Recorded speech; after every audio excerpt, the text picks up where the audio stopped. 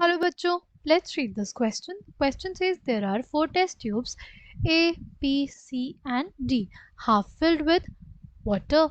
A considerable quantity of sugar, milk, egg white and common salt were added in them respectively with stirring the contents of each tube, right?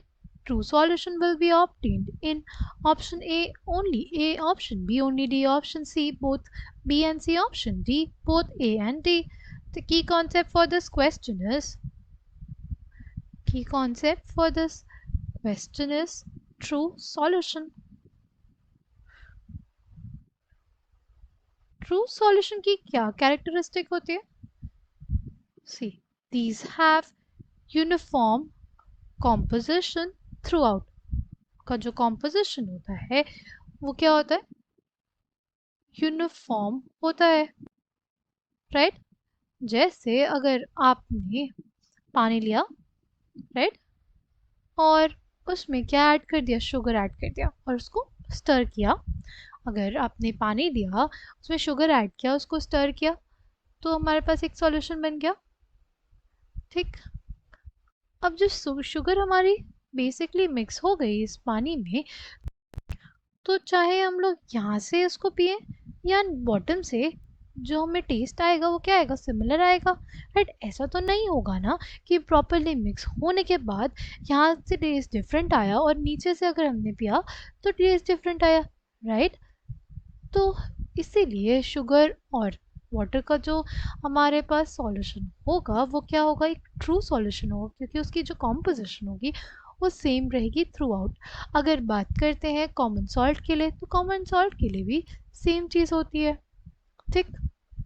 अगर बात करते हैं milk के लिए, milk के लिए क्या होता है? सी, जो मिल्क होता है ना, मिल्क एंड वाटर का जो मिक्सचर होता है वो बनाता है एक कोलॉइडल सॉल्यूशन. कैसा सॉल्यूशन बनाता है? वो एक कोलॉइडल सॉल्यूशन बनाता है, राइट? उसमें जो पार्टिकल्स का साइज होता है वो कितना होता है?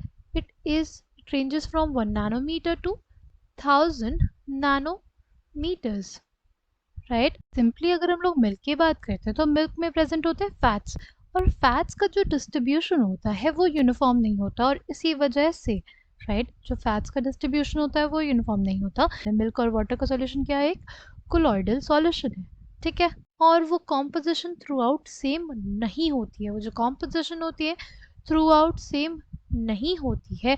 इसी वजह से हम लोग बोलेंगे कि वो ट्रू सॉल्यूशन नहीं बनाएगा, राइट? अगर नेक्स्ट की बात करते हैं, एग वाइट जो है, एग वाइट के साथ भी, एग वाइट के साथ भी हमारे साथ क्या होता है कि वो भी प्रॉपरली डिज़ोल्व नहीं होगा वाटर में, और इस वजह से वो क्या नहीं बनाएगा, ट्रू सॉल्यूशन नहीं बनाएगा. ट्रू सॉल्यूशन क्यों नहीं बनाएगा? क्योंकि यूनिफॉर्म कंपोजिशन एग वाइट जब डिज़ोल्व होगा तो हमें नहीं देखने को मिलती है. ठीक. True solution will be obtained in, true solution किस में ऑब्टेन होगा, ये क्वेश्चन हमसे पूछा है.